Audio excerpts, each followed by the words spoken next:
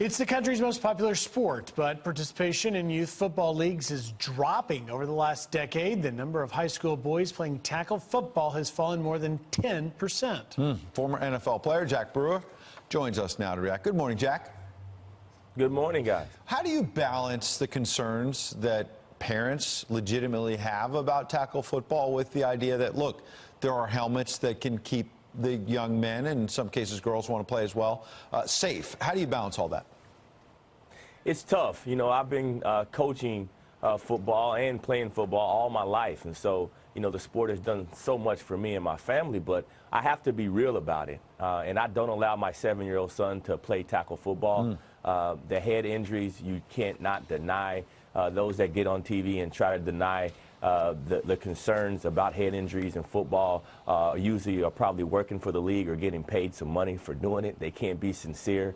You know, a lot of the head injuries in football don't just come from when your helmet hits another helmet. It comes from when you hit the ground. And as we all know, the ground doesn't move. And so, you know, when you have a kid whose brain is still developing, I just don't feel like it's smart to put them in football. And if they have to play football, let them start when they're 14, 15 years old. So, Jack, what is the solution, though? Because, you know, withdrawn participation also hurts the formative years of particularly many grown men who become successful in life and say, man, it was that first coach that encouraged me and instilled confidence in me, and they're now going to miss that. You know the answer? Join flag football.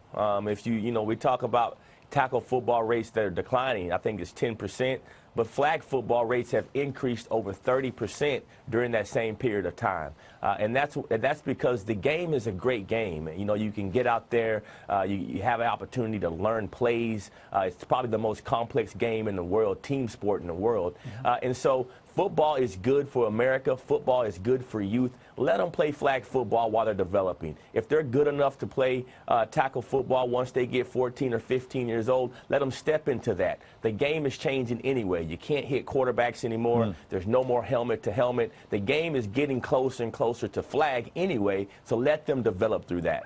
Interesting idea. Jack, talking football, the president was at that big LSU-Alabama game yesterday. There was a lot of to-do within the mainstream media about some of the booing for the president at the World Series in very Democratic Washington.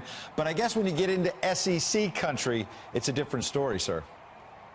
Yeah, and it's sick. You know, you're the only station that's covering it.